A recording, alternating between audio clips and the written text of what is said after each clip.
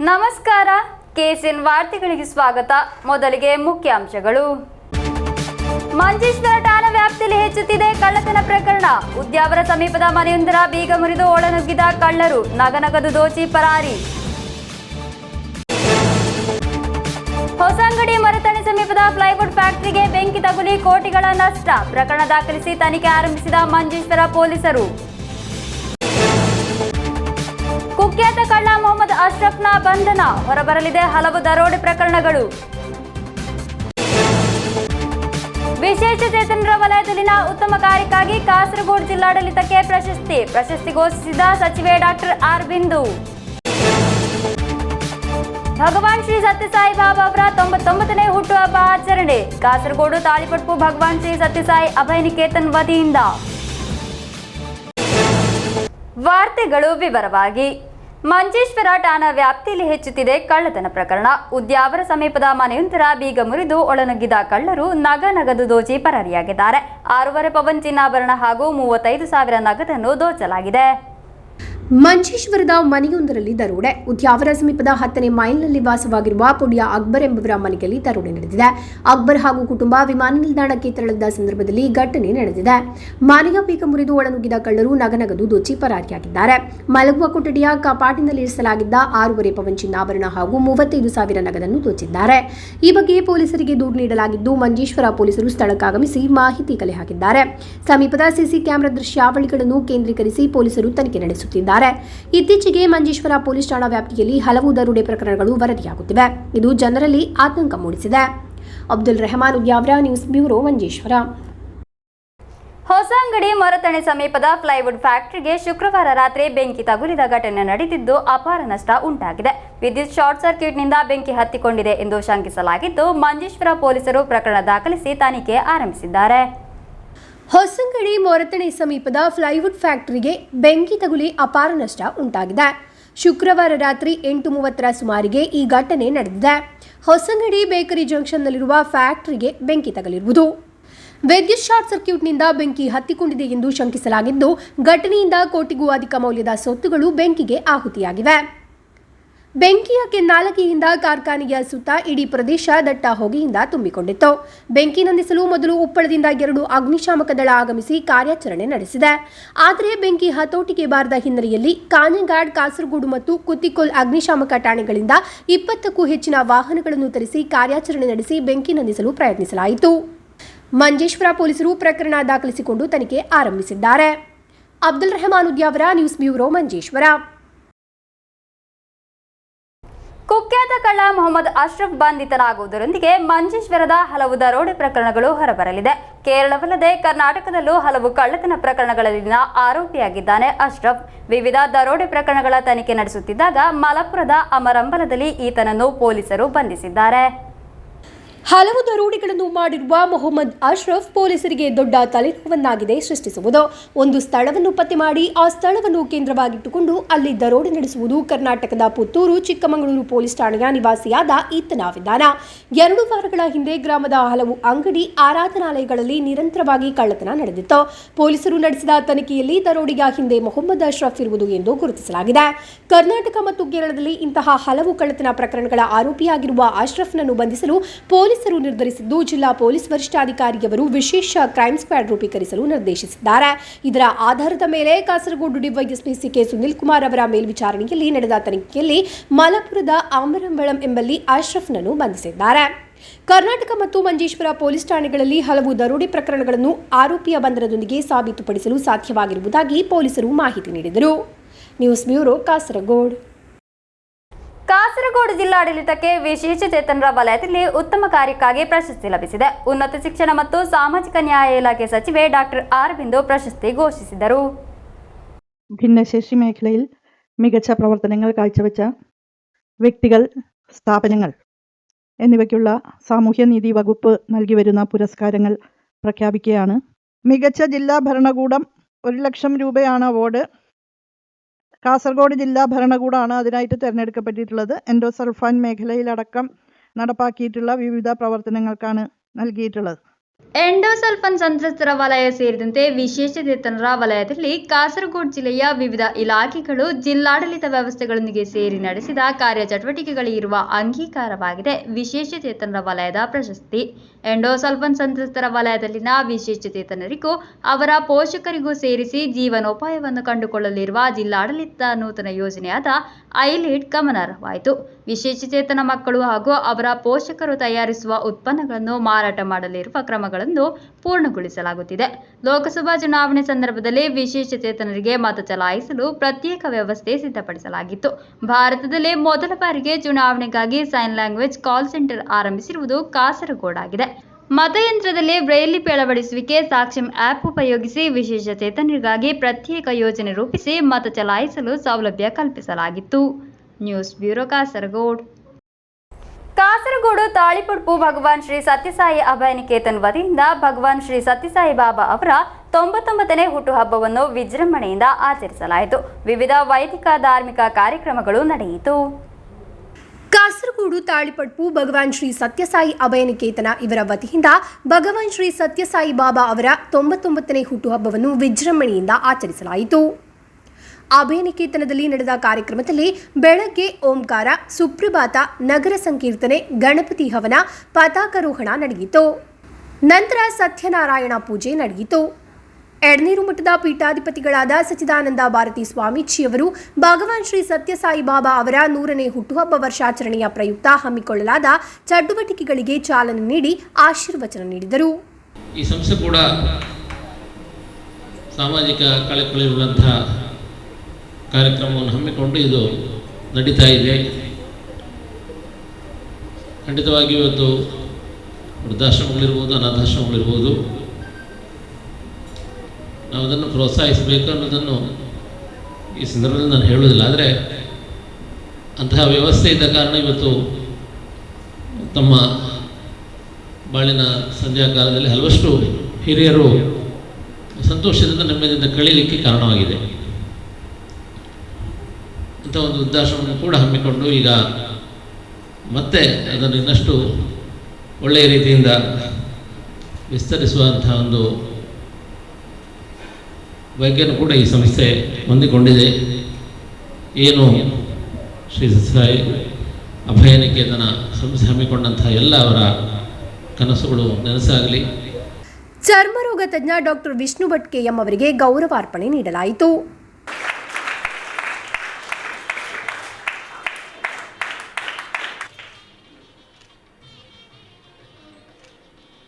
ಅಪರಾಹ್ನ ಮಂಗಳಾರತಿ, ಪ್ರಸಾದ ವಿತರಣೆ, ನಾರಾಯಣ ಸೇವೆ, ಸಾಯಿ ಸಹಸ್ರನಾಮ ಪಾರಾಯಣ ನಡೆಯಿತು. ಸಾಯಂಕಾಲ ಭಜನೆ, ಹುಟ್ಟುಹಬ್ಬದ ದೀಪ ಬೆಳಗಿಸುವಿಕೆ, ಉಯ್ಯಾಲೋತ್ಸವ, ಮಂಗಳಾರತಿ, ಪ್ರಸಾದ ವಿತರಣೆ ನಡೆಯಿತು. ಹಲವಾರು ಮಂದಿ ಪಾಲ್ಗೊಂಡರು. News bureau Kasaragod. ಮಂಜೇಶ್ವರ ಗ್ರಾಮ ಪಂಚಾಯತ್ನ ವಾರ್ಡ್ ವಿಭಜನಾ ಕ್ರಮ ರಾಜಕೀಯ ಚರ್ಚೆಯಾಗುತ್ತಿದೆ. ಹಿಂದೆ ಇದ್ದ 21 ವಾರ್ಡ್ಗಳಿಗೆ ಇನ್ನು 3 ವಾರ್ಡ್ಗಳನ್ನು ಸೇರಿಸಿಯಾಗಿದೆ ಹೊಸ ವಿಭಾಗ ಮಾಡಲಾಗಿರುವುದು. ಹೊಸ ವಿಭಜನೆಯು ಗ್ರಾಮ ಪಂಚಾಯಿತಿ ಚುನಾವಣೆಯ ಮೇಲೆ ದೊಡ್ಡ ರೀತಿಯಲ್ಲಿ ಪರಿಣಾಮ ಬೀರಲು ಸಾಧ್ಯತೆ ಇದೆ. ಮಂಜೇಶ್ವರ ಗ್ರಾಮ ಪಂಚಾಯತ್ನ ವಾರ್ಡ್ ವಿಭಜನಾ ಕ್ರಮ ಮಂಜೇಶ್ವರದಲ್ಲಿ ಹೊಸ ರಾಜಕೀಯ ಚರ್ಚೆಗೆ ದಾರಿ ಮಾಡಿಕೊಡುತ್ತಿದೆ.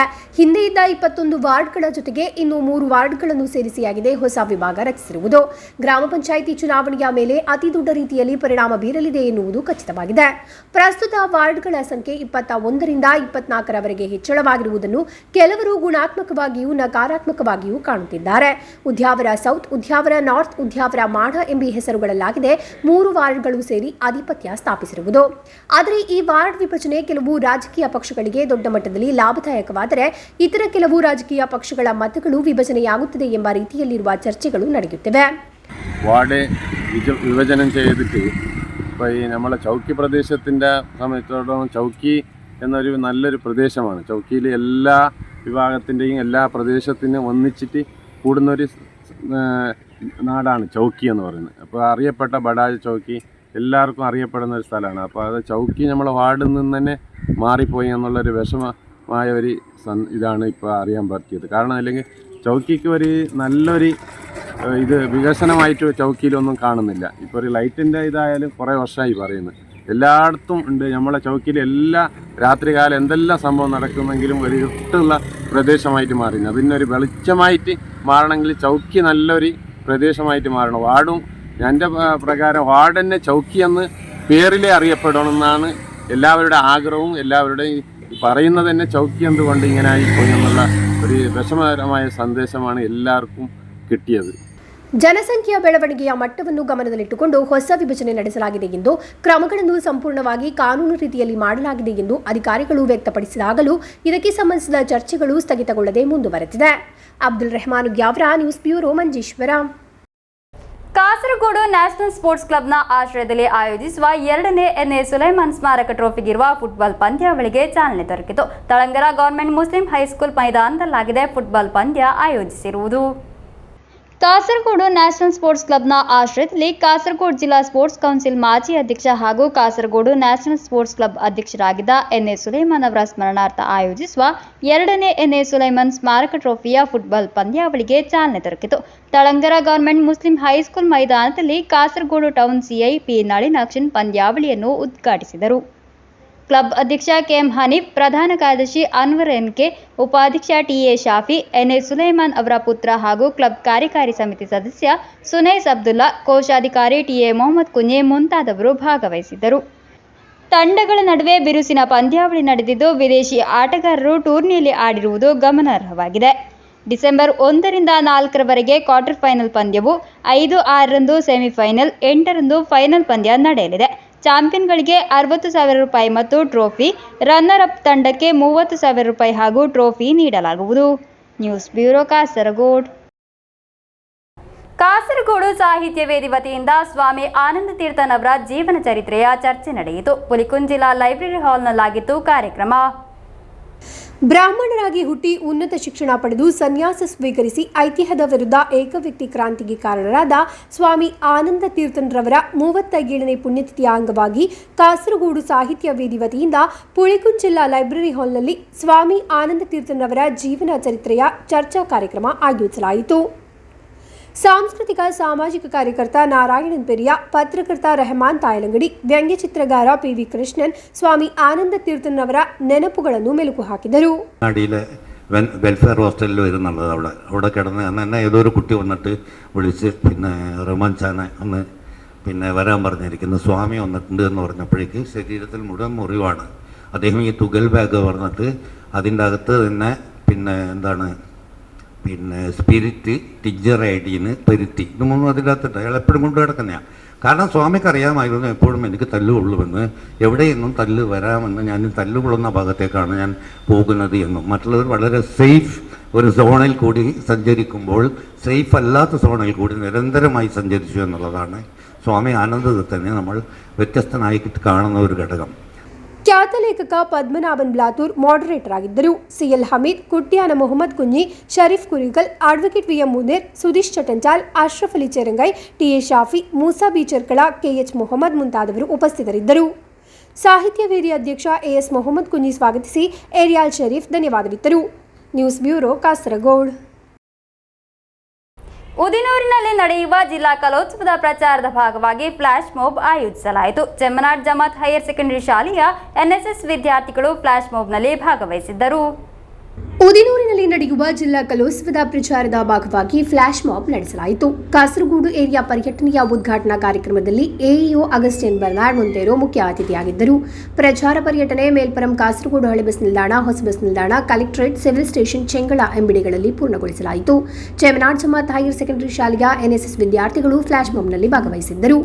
ಚೆಮ್ಮನಾಡ್ ಜಮಾತ್ ಹೈಯರ್ ಸೆಕೆಂಡರಿ ಶಾಲೆಯ ಪ್ರಾಂಶುಪಾಲರಾದ ಸುಕುಮಾರನ್ ನಾಯರ್, ಮುಖ್ಯೋಪಾಧ್ಯಾಯ ಕೆ ವಿಜಯನ್, ಪಿಟಿಎ ಅಧ್ಯಕ್ಷ ಕೆಟಿ ನಿಯಾಸ್, ಚೆಮ್ಮನಾಡ್ ಜಮಾತ್ ಕಾರ್ಯದರ್ಶಿ ಸಿಎಚ್ ಸಾಜು, ಕಾಸರಗೋಡು ನಗರಸಭಾ ಚೇರ್ಮನ್ ಅಬ್ಬಾಸ್ ಬೇಗಂ ಮೊದಲಾದವರು ವಿವಿಧ ಕೇಂದ್ರಗಳಲ್ಲಿ ಮಾತನಾಡಿದರು. News bureau, Kasaragod. Mogral Puttur government technical ಹೈಸ್ಕೂಲ್ನಲ್ಲಿ ಶಾಲಾ ಮಟ್ಟದ ಕ್ರೀಡಾಮೇಳ ಮತ್ತು ಕಲಾ ಸ್ಪರ್ಧೆಗಳನ್ನು ಆಯೋಜಿಸಲಾಯಿತು. ಪೋಲ್ಸ್ 2024 ಎಂಬ ಹೆಸರಿನಲ್ಲಿ ನಡೆದ ಕಲಾ ಸ್ಪರ್ಧೆಗಳನ್ನು ಶಾಲಾ ಪಿಟಿಎ ಅಧ್ಯಕ್ಷ ಪ್ರಕಾಶನ್ ಎನ್ಬಿ ಉದ್ಘಾಟಿಸಿದರು. ಮೊಗ್ರಾಲ್ ಪುತ್ತೂರು ಗವರ್ಮೆಂಟ್ ಟೆಕ್ನಿಕಲ್ ಹೈಸ್ಕೂಲ್ನಲ್ಲಿ ಶಾಲಾ ಮಟ್ಟದ ಕ್ರೀಡಾಮೇಳ ಹಾಗೂ ಪೋಲ್ಸ್ 2024 ಎಂಬ ಹೆಸರಿನಲ್ಲಿ ಕಲೋತ್ಸವವನ್ನು ಆಯೋಜಿಸಲಾಯಿತು. ಶಾಲಾ ಪಿಟಿಎ ಅಧ್ಯಕ್ಷ ಪ್ರಕಾಶನ್ ಎನ್ಬಿ ಉದ್ಘಾಟಿಸಿದರು. കുട്ടികളുടെ സർഗവാസന അവതരിക്കാൻ പറ്റിയ ഒരു വേദിയാണ് ഈ വേദി. നമ്മൾ പരമാവധി പ്രയോജനപ്പെടുത്തും. ഇതിലൂടെ നമ്മൾ നല്ല പ്രവർത്തനം കാഴ്ചവെച്ചാൽ നമുക്ക് ഇനി മേലോട്ടുള്ള പരിപാടി നല്ല രീതിയിൽ നമുക്ക് മുന്നേറാൻ സാധിക്കും. ഞാനും വരാം, ഞാനും വരാം, തൃശ്ശൂർ പൂരം കാണാൻ, പൂരമെനിക്കൊന്ന് കാണണം കാന്ത, പൂരമെനിക്കൊന്ന് കൂടണം കാന്ത, തിമിലെനിക്കൊന്ന് കാണണം കാന്ത, തിമിലെനിക്കൊന്ന് കൊട്ടണം കാന്ത, വെടിക്കെട്ടി എനിക്കൊന്ന് കാണണം കാന്ത. ಶಾಲಾ ಮೇಲ್ವಿಚಾರಕ ಅನೀಶ್ ಶೇಪಿ ಅಧ್ಯಕ್ಷತೆ ವಹಿಸಿದ್ದರು. ಮದರ್ ಪಿಟಿಎ ಅಧ್ಯಕ್ಷೆ ಸಫಿಯತ್ ಕೆಎ, ಕಾರ್ಯಾಗಾರದ ಮುಂದಾಳು ನಿಜೇಶ್ ವಿಎಸ್, ಸ್ಟಾಫ್ ಕ್ಲಬ್ ಕಾರ್ಯದರ್ಶಿ ಶಿಜುಸಿ ಮಾತನಾಡಿದರು. ಕಲಾ ಸಂಚಾಲಕ ಪ್ರಮೋದ್ ಕೆ ಸ್ವಾಗತಿಸಿ ಪಿಟಿಎ ಕಾರ್ಯದರ್ಶಿ ಹಸೈನರ್ ಎ ಧನ್ಯವಾದವಿತ್ತರು. ಶಾಲಾ ಮಟ್ಟದ ಕಲಾ ಸ್ಪರ್ಧೆಗಳಲ್ಲಿ ವಿಜೇತರಾದ ಸುಮಾರು 30 ವಿದ್ಯಾರ್ಥಿಗಳು ಜನವರಿ 16, 17 ಮತ್ತು 18ರಂದು ತಿರುವನಂತಪುರ ಕುಳತೂರು ಟೆಕ್ನಿಕಲ್ ಹೈಸ್ಕೂಲ್ನಲ್ಲಿ ನಡೆಯುವ ರಾಜ್ಯ ಮಟ್ಟದ ಟೆಕ್ನಿಕಲ್ ಹೈಸ್ಕೂಲ್ ಕಲೋತ್ಸವದಲ್ಲಿ ಭಾಗವಹಿಸಲಿದ್ದಾರೆ. ಕ್ರೀಡಾ ಮೇಳದಲ್ಲಿ ವಿಜೇತರಾದ ಮಕ್ಕಳು ಪಾಲದಲ್ಲಿ ನಡೆಯುವ 40ನೇ ಅಖಿಲ ಕೇರಳ ಟೆಕ್ನಿಕಲ್ ಹೈಸ್ಕೂಲ್ ಕ್ರೀಡಾ ಮೇಳದಲ್ಲಿ ಭಾಗವಹಿಸಲಿದ್ದಾರೆ. News bureau, Kasaragod. Kasaragod government ಕಾಲೇಜಿನಲ್ಲಿ ಮಾದರಿ ಪಚತುರುತು ಹರಿತ ಕಲಾಲಯಂ ಘೋಷಣೆ ಕಾರ್ಯಕ್ರಮ ನಡೆಯಿತು. ಶಾಸಕ ಎನ್.ಎನ್. ನಿಲಿಕುಂದ್ ಉದ್ಘಾಟಿಸಿದರು. ವಿದ್ಯಾರ್ಥಿಗಳು ಸ್ವಚ್ಛತೆ ಜಾಗೃತಿ ಇರುವ ನಾಗರಿಕರಾಗಬೇಕೆಂದು ಶಾಸಕರು ಹೇಳಿದರು. ಕಾಸರಗೋಡು ಗವರ್ಮೆಂಟ್ ಕಾಲೇಜಿನಲ್ಲಿ ಮಾದರಿ ಪಚತುರುತು ಮತ್ತು ಹರಿತ ಕಲಾಲಯಂ ಘೋಷಣೆ ಕಾರ್ಯಕ್ರಮವನ್ನು ಶಾಸಕ ಎನ್.ಎನ್. ನಿಲಿಕುಂದ್ ಉದ್ಘಾಟಿಸಿದರು. ಸ್ವಚ್ಛತೆಯ ಅರಿವನ್ನು ವಿದ್ಯಾರ್ಥಿ ದೆಸೆಯಿಂದಲೇ ಮೂಡಿಸಬೇಕೆಂದು, ತ್ಯಾಜ್ಯ ವಿಲೇವಾರಿ ಮಾಡುವ ಜವಾಬ್ದಾರಿ ನಮ್ಮ ಮೇಲಿದೆ ಎಂಬುದನ್ನು ಅರಿತುಕೊಳ್ಳಬೇಕು ಎಂದು ಅವರು ಹೇಳಿದರು. ನಂತರ ಶಾಸಕರು ಪಚತುರುತು ಮಾದರಿಯ ಘೋಷಣೆಯನ್ನು ನೆರವೇರಿಸಿದರು. ಜಿಲ್ಲಾಧಿಕಾರಿ ಕೆ ಇಂಬಾಶೇಖರ್ ಹರಿತ കലാലയം ഘോഷಣೆ ನಡೆಸಿದರು. അപ്പോൾ നമ്മുടെ കോളേജസ് എല്ലാം ആൾറെഡി ഒരു നല്ല ഗ്രീൻ ക്യാമ്പസുകളാണ്. ഇപ്പോൾ കാസർഗോഡ് കോളേജ് എടുത്താൽ നമുക്കറിയാം, ഒരു നേരത്തെ തന്നെ ഇതെല്ലാം പറഞ്ഞുകൊണ്ട് തന്നെ നല്ല ഒരു ഗ്രീൻ ക്യാമ്പസ് ആയിട്ട് തന്നെ ഉണ്ടായിരുന്നു. അപ്പോൾ അതിൽ കുറച്ച് പോരായ്മകൾ ഉണ്ടായിരുന്നു. അതെല്ലാം നമ്മൾ ക്ലിയർ ആക്കിയാണ് ഇപ്പോൾ നമ്മൾ ഈ പ്രഖ്യാപനം നടത്തുന്നത്. ಕಾಲೇಜು ಪ್ರಾಂಶುಪಾಲ ವಿಎಸ್ ಅನಿಲ್ ಕುಮಾರ್ ಅಧ್ಯಕ್ಷತೆ ವಹಿಸಿದ್ದರು. ನವಕೇರಳ ಕ್ರಿಯಾ ಯೋಜನೆ ಜಿಲ್ಲಾ ಸಂಯೋಜಕ K Balakrishnan, vice principal PV Mini, Haritha Kerala mission ಸಂಪನ್ಮೂಲ ವ್ಯಕ್ತಿ ಎ ನೀಲಾಂಬರನ್, ಪಿಟಿಎ ಅಧ್ಯಕ್ಷ ಎ ಪ್ರೇಮ್ಜಿತ್, ಸಸ್ಯಶಾಸ್ತ್ರ ವಿಭಾಗದ ಮುಖ್ಯಸ್ಥ doctor EJ Josukutty, biodiversity club ಸಂಯೋಜಕ doctor P Biju, college union chairman Ghaswan Abdul Khader ಮುಂತಾದವರು ಮಾತನಾಡಿದರು. ಎನ್ಎಸ್ಎಸ್ ಕಾರ್ಯಕ್ರಮಾಧಿಕಾರಿ ಆಸಿಫ್ ಇಕ್ಬಾಲ್ ಸ್ವಾಗತಿಸಿ, ಎನ್ಸಿಸಿ ಅಧಿಕಾರಿ ಡಾಕ್ಟರ್ ಕೆ ಲಕ್ಷ್ಮಿ ಧನ್ಯವಾದವಿತ್ತರು. News bureau, Kasaragod. ಕೊನೆಯಲ್ಲಿ ಮತ್ತೊಮ್ಮೆ ಮುಖ್ಯಾಂಶಗಳು. ಮಂಜೇಶ್ವರ ಠಾಣಾ ವ್ಯಾಪ್ತಿಯಲ್ಲಿ ಹೆಚ್ಚುತ್ತಿದೆ ಕಳ್ಳತನ ಪ್ರಕರಣ. ಉದ್ಯಾವರ ಸಮೀಪದ ಮನೆಯೊಂದರ ಬೀಗ ಮುರಿದು ಒಳನುಗ್ಗಿದ ಕಳ್ಳರು, ನಗನಗದು ದೋಚಿ ಪರಾರಿ. ಹೊಸಂಗಡಿ ಮರತಣಿ ಸಮೀಪದ ಪ್ಲೈವುಡ್ ಫ್ಯಾಕ್ಟರಿಗೆ ಬೆಂಕಿ ತಗುಲಿ ಕೋಟಿಗಳ ನಷ್ಟ. ಪ್ರಕರಣ ದಾಖಲಿಸಿ ತನಿಖೆ ಆರಂಭಿಸಿದ ಮಂಜೇಶ್ವರ ಪೊಲೀಸರು. ಕುಖ್ಯಾತ ಕಳ್ಳ ಮೊಹಮ್ಮದ್ ಅಶ್ರಫ್ನ ಬಂಧನ, ಹೊರಬರಲಿದೆ ಹಲವು ದರೋಡೆ ಪ್ರಕರಣಗಳು. ವಿಶೇಷ ಚೇತನರ ವಲಯದಲ್ಲಿನ ಉತ್ತಮ ಕಾರ್ಯಕ್ಕಾಗಿ ಕಾಸರಗೋಡು ಜಿಲ್ಲಾಡಳಿತಕ್ಕೆ ಪ್ರಶಸ್ತಿ ಘೋಷಿಸಿದ ಸಚಿವೆ ಡಾಕ್ಟರ್ ಆರ್ ಬಿಂದು. ಭಗವಾನ್ ಶ್ರೀ ಸತ್ಯಸಾಯಿ ಬಾಬಾ ಅವರ 99ನೇ ಹುಟ್ಟುಹಬ್ಬ ಆಚರಣೆ. ಕಾಸರಗೋಡು ತಾಳಿಪಟ್ಟು ಭಗವಾನ್ ಶ್ರೀ ಸತ್ಯಸಾಯಿ ಅಭಯ ನಿಕೇತನ್ ವತಿಯಿಂದ. ಕೊನೆಯಲ್ಲಿ ಮತ್ತೊಮ್ಮೆ ಮುಖ್ಯಾಂಶಗಳು. ಇಂದಿನ ವಾರ್ತಾ ಸಂಚಿಕೆಗೆ ಮುಕ್ತಾಯವಾಯಿತು. ಮುಂದಿನ ವಾರ್ತಾ ಸಂಚಿಕೆಯೊಂದಿಗೆ ಭೇಟಿಯಾಗೋಣ. ವಂದನೆಗಳು.